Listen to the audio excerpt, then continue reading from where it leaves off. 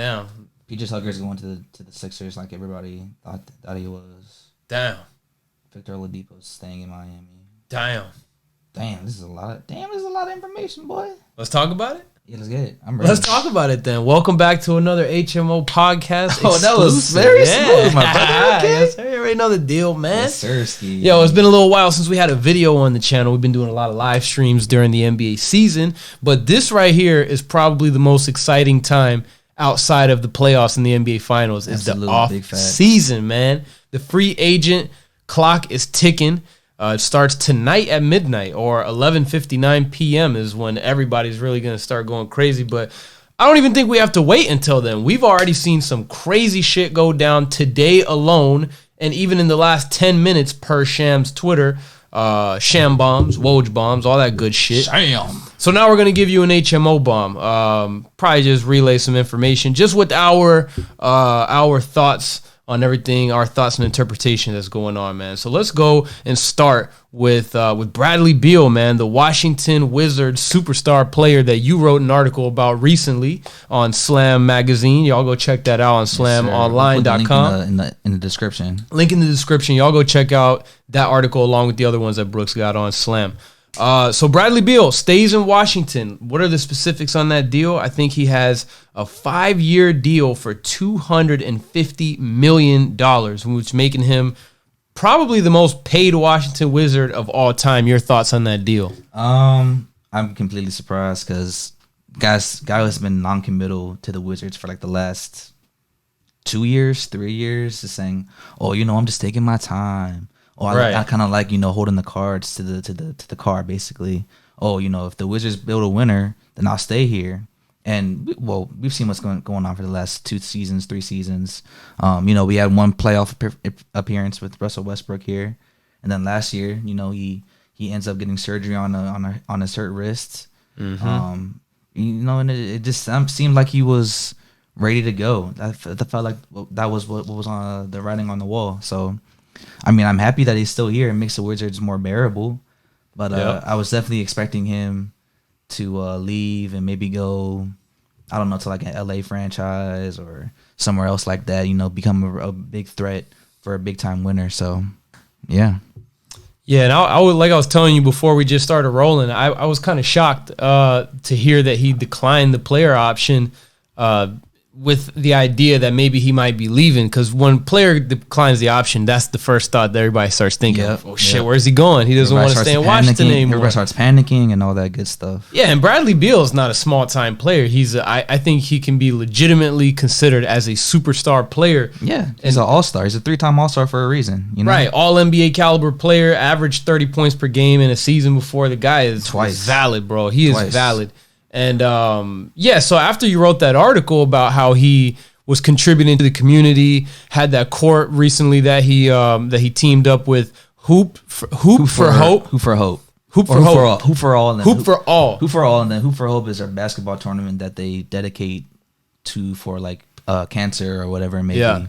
So with all that going on, I'm like, damn, he's gonna do that and then dip out of Washington. I just thought that was like not gonna happen. I was thinking there's got to be a way where he probably ends up staying, and here we are now. Bradley Beal is going to remain a Washington Wizard for the foreseeable future. Now they got to build a team around him. That's the tough part. Washington has been known to have some talented guys and not know what to do with it.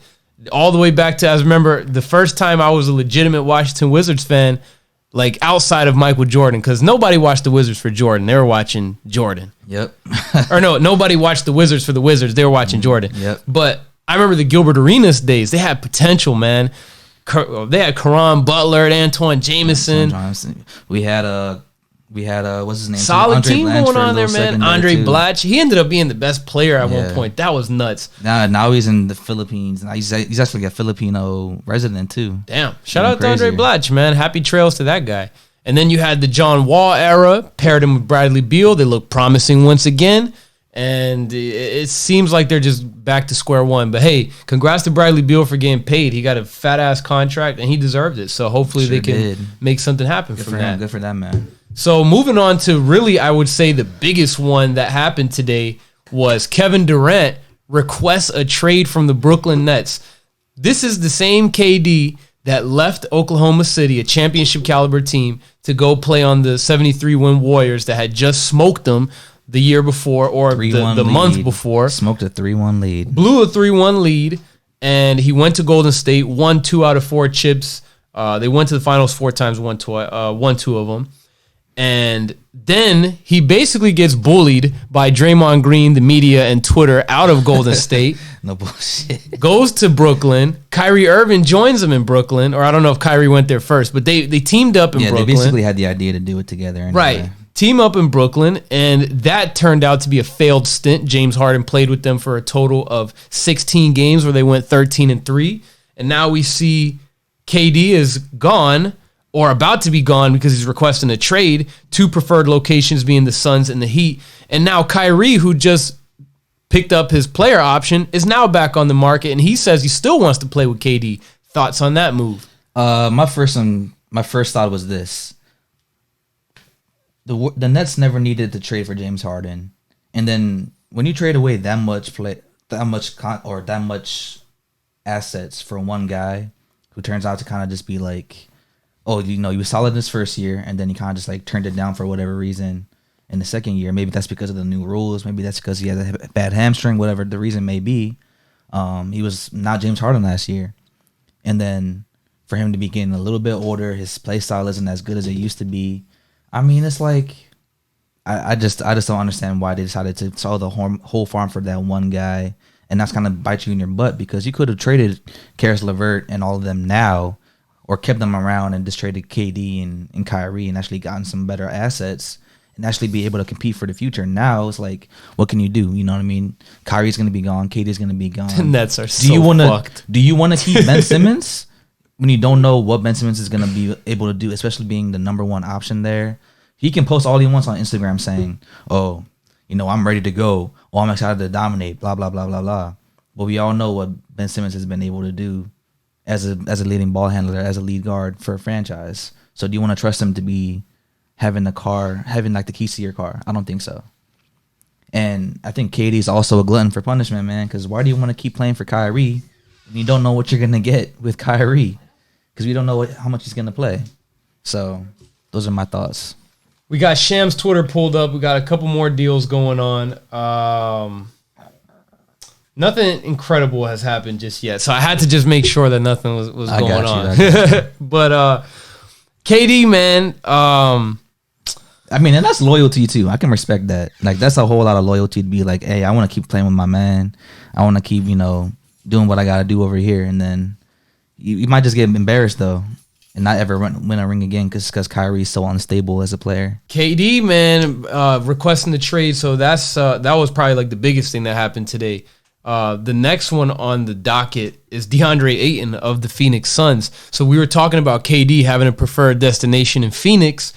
So what kind of packages are they going to have to give to be able to get KD? I had somebody, I was telling you, one of my boys, where him and I were talking about this. He says DeAndre Ayton, Miles Bridges, and a couple of picks, and they should be able to secure KD. Do you think that table or that deal on the table gets taken? I think that's more than fair, honestly, because, again, those two they're going to be free agents regardless. You can sign and trade them, and you can get it back with KD, and, like, that's going to be more than enough production. Facts. You can still keep Bismack Biyombo around, and, like, I guess he can be, like, a plug-and-play guy.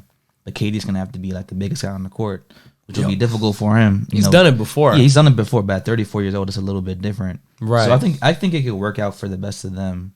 And it raises their ceiling so much more than, just having Devin Booker there and CP3 plus DeAndre Ayton. It's just interesting though, because why does Phoenix feel like they can get a DeAndre Ayton type of guy out of all the centers, but he's been like an all-star level type of guy before Chris Paul got there. So it's really just like borderline disrespectful towards DeAndre Ayton. But again, like, who he can be, I guess. It's just like, can he concentrate and focus enough to actually get to that level? Right. And that's like the biggest sign, I guess, right there. I want to see what happens, man. DeAndre Ayton, I don't know. I want to say my heart says they did him dirty, but they must have started sitting him more in the finals for some reason, man. or not in the finals, but in the playoffs, in the conference finals, he was getting benched a lot in fourth quarter situations. He wasn't getting used to his full potential. In Game 7, they were saying that, or Monty Williams is like, oh, why did you set him? Oh, it's an internal issue. But then they were saying, like, there's like a clip of him saying, oh, you gave up on us. You stopped playing so hard and all these different things. So, I mean, it's crazy. Especially, to be fair, they all gave up in Game 7. Game 7, that was really embarrassing for everybody involved. That was Luka Gate right there, bro. Luka Gate and Jalen Brunson Gate. And Spencer Dinwiddie Gate. Dinwiddie was killing them. My goodness, that was an absolute massacre on national television. It was crazy to witness. And I wasn't even I was watching the scorecard 30,000 feet in the air on a flight back to Washington, D.C. That's nuts, man. It was crazy. And speaking of Jalen Brunson and the Dallas Mavericks, he's actually no longer a Dallas Maverick. He's going to be a New York Knick. They just I don't know if they signed the paperwork, but it sounds like the Knicks are going to secure him on a 4-year deal for $110 million, which will have him being paid on an average $27 million a year. And do you love, or not like that move? That's a lot of money to give to a guy that isn't necessarily the best player on the championship squad. Right. Not even a star player yet. Not even a star player yet. But he was a very good number 2 option behind Luka Doncic. You see what he can do when he's at his best. 41 points in the playoffs against the Jazz. Like that's right. That was impressive. Pretty dangerous. But I think the best thing was the fact that he bet on himself too, because the Mavericks tried to give him some money.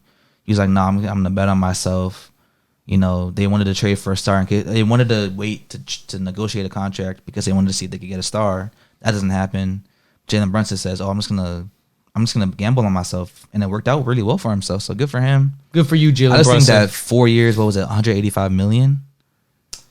110. 110 it's a lot of money. It's a lot of money. But you know what? Hey, good for him. I love seeing a black man get paid. Hey, shout out to Jalen Brunson, man. He's a great. I don't want to say he's a great player. He's a good player. He showed that he's capable, and it's also the New York Knicks, big market. They need somebody. Maybe they can make something work. The NBA is more fun when the Knicks are relevant. I know, right, bro? When the Lakers and Knicks are not good, it pains me, bro. It really does. But speaking of a lot of money, this is a good time to transition into the biggest contract in NBA history. Nikola Jokic just locked in a deal for 5 years, Supermax deal, extension with the Denver Nuggets, 5 years, $264 million deal, with the last year being a player option for $60 million. It's fucking nuts, bro. I've never heard of a deal like that in basketball. I've never heard it because there never was one. This is baseball money. Do you think that they're overpaying Jokic, or do you think that he's earned this contract? 2-time MVPs, back-to-backs, should be getting that type of money. That's crazy. Yeah. It's tough, though, because who can you build around him right now? I mean, Jamal Murray is like the biggest question mark, because can he be himself after missing a full season? Right. What are you going to get out of Michael Porter Jr.? Oh, you could say goodbye to Michael Porter Jr. in like a year or two. You could say goodbye to that. And Aaron Gordon. But you could say goodbye to Jamal that shit. Murray, I mean, and like he's damaged goods right now, but we know from the bubble what he can do in the playoffs. We know he can be a big time scorer. It's just like, can he be consistently that good? Because he's supposed to be an all-star point guard, and he just hasn't met that value yet. So he needs to like really up his production and all that. Right. I just don't think that the Nuggets are a title threat, and they may not be while Jokic is there. He's 27 now. By the time that contract ends, he'll be 32. Mm-hmm. So unless he decides to, request a trade at some point or something like that, I mean, you might end up ringless for a good little while. And who wants to go to Denver? I mean, you can go there and you can have some fun, recreational fun. But, is it a great basketball environment? I can't say. It might be cool for me to go take some pictures, but I don't know if any stars are gonna want to play in Denver. You know what I mean? It's tough, man, and that's what this league is built on, is like multiple superstars, multiple all-stars being on one squad, and just like fucking it up for everybody. And right? Can you do that in Denver? Not necessarily. I guess that's pretty much all of the biggest free agent things that have been happening as far as contracts and whatnot. But we can talk about the other moves that have gone down. It looks you didn't get like to talk about what you thought about Kevin Durant and Kyrie. Oh, Kevin Durant and Kyrie. Nah, I mean, we could revisit that. I actually want to talk about something else. I want to talk about the moves the Atlanta Hawks just made. They just picked up DeJounte Murray, and they gave up Danilo Gallinari and a bunch of draft picks. And a bunch of draft picks. Yeah. What a fantastic trade by the Hawks. You give up a role player and get back a star, an all-star player. Yep. Yo, and then you give him Trae Young to be his running mate. Yo, the Atlanta Hawks just became a top 4 team in the East off that. And the best thing about this, too, is that the Hawks have been wanting to make Trae Young like a Steph Curry type of threat off the ball. Right. And now they can finally do that. It's just going to be interesting because they're both point guards, and they both had the ball in their hand 100% of the time last year. That's true. They had 100% of their minutes at point guard. So can Trae Young swallow his pride and actually do what's best for himself and the team and be an off-ball threat? But him having DeJounte Murray there is going to like just remove a lot of the pressure that he has defensively too, which is even better because Trae Young is what, 6'1" maybe? 6'1" with 6'1", 180. Nice shoes on. Some nice shoes on. So the main thing is, can DeJounte Murray play well enough that like his defensive production and offensive production kind of offsets Trae Young on defense? That's the main thing that you need to see.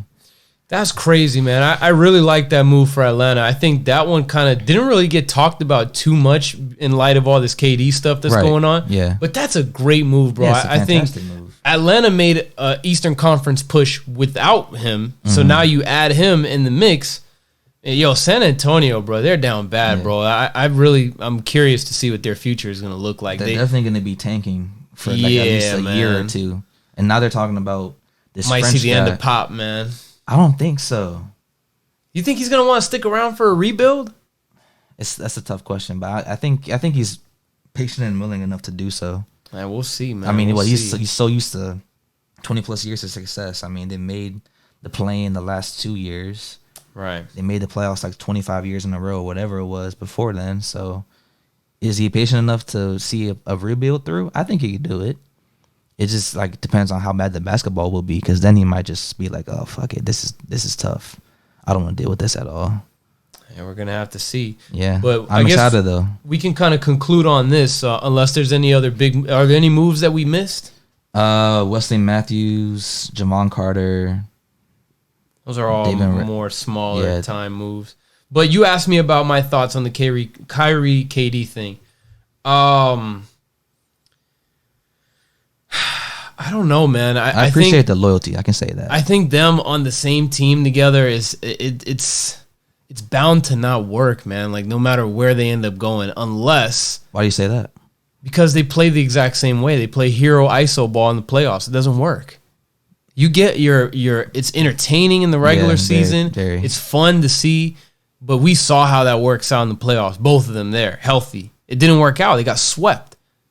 Right? So what I need to see against a really, really good defense though. Of course. Yeah. I mean, but that's who you're going to play against in the playoffs. When you need a championship, you need to have a guy who's going to be facilitating the offense. And if you don't have anybody in the Brooklyn Nets if Ben Simmons would have been playing, it might have been different, but that's a what if. Maybe it wouldn't have been different. It's just as big of a question mark to me. That's what I'm saying. It's a what if, man. So if you put KD and Kyrie with a formidable playmaker, then it'll work. Then they can probably be a big threat. But until then, if you have Kyrie, I keep saying Kyrie because I'm trying to say KD and Kyrie at once.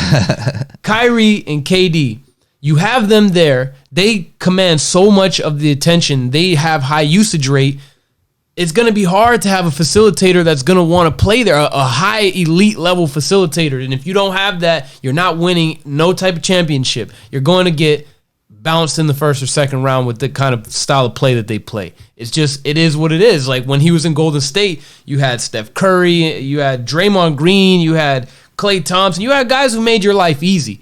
If all you have is Kyrie, who, obviously now they don't have the issue with the mandates and whatnot, but he's still a guy who could potentially get injured. He has injury history, KD himself. It's just question marks all over the board, and I just don't know about him, man. The main thing about that Nets team was the fact that they had nobody that could defend. Right. And then they were getting unhealthy at just like a very unlucky time. And they also had like no chemistry. They had like no chemistry. But KD and Kyrie are good enough to make plays with the ball in their hands. Of course, yeah. They'll get you. Like, they'll get you some wins. Kyrie, I think his best average was like 6 assists, and so was KD. So I mean, if the Clippers can make it work without a true point guard on their roster, then why can't the Nets? You just said it. Well, that's because Steve Nash isn't as good of a coach as Ty Lue. And you just said something that we did not talk about. John Wall is a motherfucking Los Angeles Clipper, man. Yeah, that's great nuts. To see. That's great to see. That makes me happy, bro. It really does. Yeah, I love seeing that too. And you want to hear my prediction right now? I think the Clippers are going to win the finals if they stay healthy. Really? Yes. With a healthy John Wall. A healthy Kawhi. John Wall. You have a top 5 coach in Ty Lue. They unseat what's his name? To you? They unseat the Warriors? Of course. Absolutely. Wow. Everyone's gunning healthy? For the Warriors, bro. Wow. Because the Warriors, let's be real, bro. They had a history. Even this playoffs. Now, I'll never, ever again say Steph Curry hasn't dominated a final series because he just did that. He's a dog. He's a top 10 all-time player. But let's be real. They had a tad bit of a cakewalk to get there, though. Just a tad bit of a cakewalk. No Jamal Murray. You play the puppies, the puppy Grizzlies, bro. Come on. They played the Cubs. They didn't play the Grizzlies. They played the Cubs, bro. With the Grizzlies were a major threat to them, though. Major? I would say they're a major. Even Draymond said they were a little threat, a little one. Yeah, but Dallas was more of a threat. But what's Draymond supposed to say in that situation? But he said Dallas was more of a threat, though. He kept it real. And now they have Christian Wood. I have to humbly disagree with Draymond Green because I don't know, man. The Grizzlies made it look a lot more difficult for the Warriors than the Mavericks ever did. Like the Warriors just outclassed them. I couldn't say that for the Grizzlies. You know what I mean? If Ja Morant doesn't get hurt, if they play Steven Adams a little bit earlier than they did, it might have been a completely different series. Right. You know, because I was like really back and forth up until Ja Morant got hurt. Yeah, and that's the thing though, man. They played really well without Ja Morant to the point where they smoked them by like 50 points. I think they were 21-5 in the regular season without Ja Morant. They were good without him. But that's the thing, though. I mean, I need to see how that team looks like for a full season with Ja Morant there and see what they really could do. As of right now, I'm not really sold on the Grizzlies yet. Not yet, but they're gonna get there. If they all stay together and they stay healthy, they're gonna get there. Yeah, but this is a very, very fun team. Right now, I see Dallas as more of a threat. Even without Jalen Brunson there? Even without Jalen Brunson. They still got Spencer Dinwiddie, right? Or did he go? Yeah, he's still there. So you got Spencer Dinwiddie. Now they add Christian Wood, who has potential with Luka being probably the best playmaker in basketball, or one of the best playmakers in basketball. Yeah. So you put him in the mix. It's either him or Jokic. Right, exactly. And you know, you put Christian Wood in the mix, who's a great pick and roll guy, something that Luka must be salivating, like being able to play with this guy. So that's going to be a fantastic team to watch, Dallas. But the Clippers, bro, man, they're so tough, bro. Like they got Reggie Jackson, who's proven to really buy into his role. Terrence Mann buying into his roles. They just read up Zubac's contract.